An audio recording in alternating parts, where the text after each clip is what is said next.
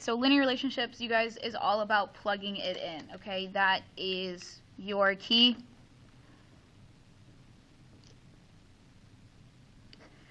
If you can plug it in, then you are going to be successful and you're going to be able to solve all these problems, okay?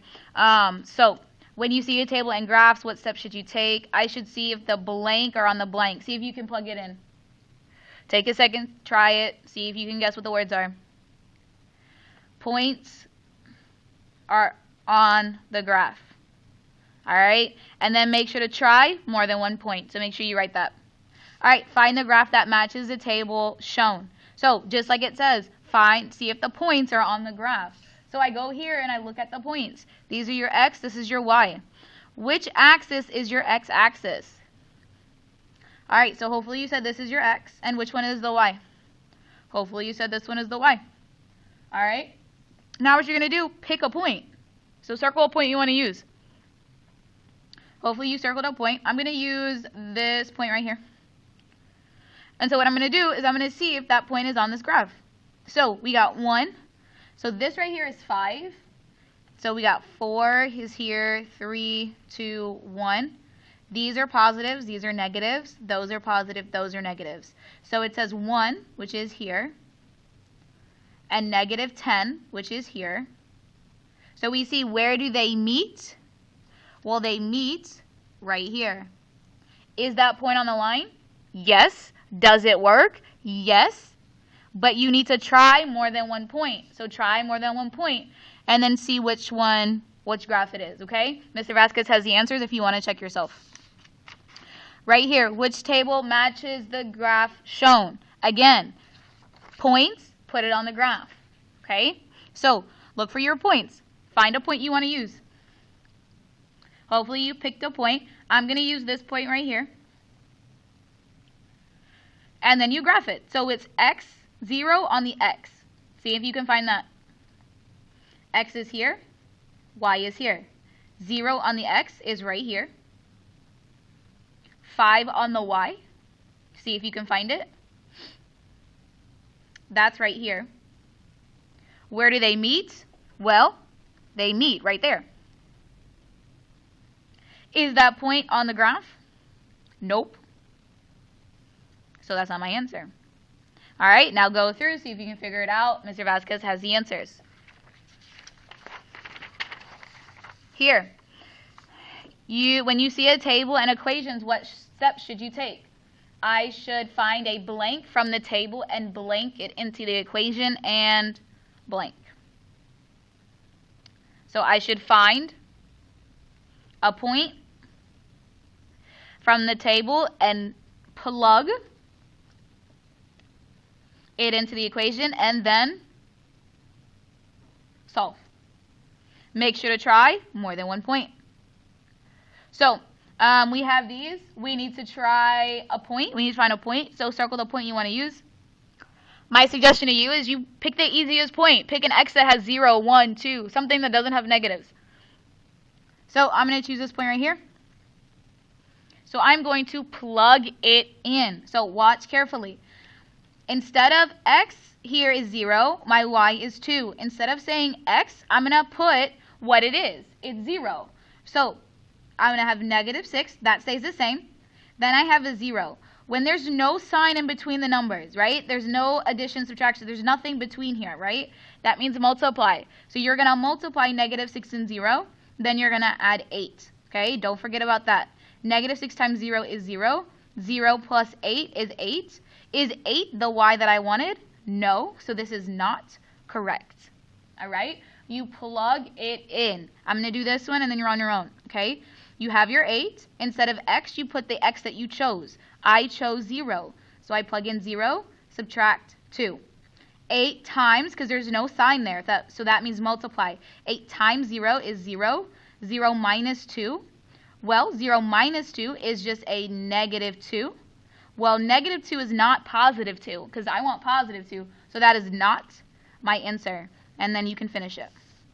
Here, same thing. Find a point, plug it in, and solve. All right, that's what you do. So I'm going to pick a point. Let's say I pick a point. I'm going to pick 1.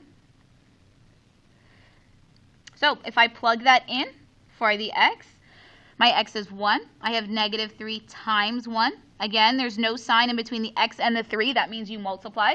X times 1 plus 5. So negative 3 times 1 is a negative 3. Anything times 1 is just itself. Plus 5, I just rewrite that. Now we have negative 3 plus 5. There are different signs. That means I have to subtract. So 5 minus 3 is 2. And then you keep the sign of the bigger number. My bigger number is 5. So that means it's going to be positive 2. This right here is a negative 3. That means this does not work. And this is not my, my answer. All right? So then you have to find which one it is. Same thing here. It's decimals. That does not mean you can't do it. Okay? Just plug it in the same exact way. Now, I will say that you have to do more than 1 point. Use more than 1 point. Just because one of the points work doesn't mean a second point is going to work. So make sure you try 2 points, okay? Don't just try 1. All right? Here, when you see equations and graphs, what steps should you take? I should find a blank on the graph. What should I find? Points. I should see if those points, I just gave it to you. And blank it into the equation. I should plug it into the equation and then solve. Make sure to try more than 1. So you're going to find a point on here, okay? So find a good point. This is a good point. This is a good point. This is a good point. By good point, I mean you know exactly where it is. It touches between 2 lines. It's not in between somewhere. It's not going to be a decimal. Like, we know exactly what it is. Okay? This point right here is 0, 5, because it's 0 on the x and then 5 on the y. Here, on the x, it's at negative 1. On the y, it's at 3. Here, it's on the x, it's at negative 2. The y, it's with 1. So now you're going to use those points and you're going to plug it in. So if I plug in, let's say I plug in this one. My x is 0. So instead of x, I'm going to put 0 plus 5. 2 times 0 is 0. 0 plus 5 is 5. Oh, look, that's what I wanted. So this one works. But I'm going to try another one just to make sure. Okay? So let's try this one. If I plug in x, then we have 2 times negative 1 plus 5.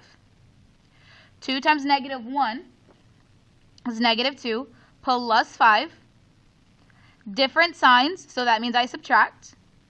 And then I keep the sign of the bigger number, which is 5, so that means my answer is 3. Oh, look, that's what I wanted. All right, and then try the last one to see if it works. See if this one works. If it doesn't work, that means it's not this equation, and it's not this graph, and it's one of the other ones, okay? Here, same thing. Find a point, plug it in. So find some good points. This is a good point. This one's a good point. This one's a good point, okay? This is 0, 2. This one is negative 1, let's see, 1, 2, 3, 3. This one is 1, 1. All right? Find good points, plug them in. Keep in mind this is a negative, okay? So keep that in mind whenever you're solving. On the back, same thing. Find some good points, plug them in. It's a fraction. That doesn't mean you can't do it, all right? So let's say I pick this point right here. This point on the x is negative 2. On the y, it's at 2. So I'm going to plug that in. So when I plug that in here, it's 1/2 times the x. The x is negative 2. To multiply with a fraction, what do? Turn the whole number into a fraction by putting a 1 under it. Then what do? Hopefully you said multiply across. 1 times negative 2, negative 2. 2 times 1, 2. Now solve it. Negative 2 divided by 2 is what? Negative 1. So now this whole thing, right, equals negative 1. So I'm done with that. Now I just have my plus 3. Negative 1 plus 3, are they the same sign? Are they different? Different. Add or subtract? Subtract. 3 minus 1 is 2. Keep the sign of the bigger number. Oh, look, that one works. Okay? Make sure you try more than 1 point, though. All right? And which equation represents the graph? Again, find a point, plug it in, and see which one works. Okay? And that's it. Mr. Vasquez has the answer key if you need it. And there's an extra practice problem if you get done with this and you're not sure that you are ready. All right. Hopefully this helped.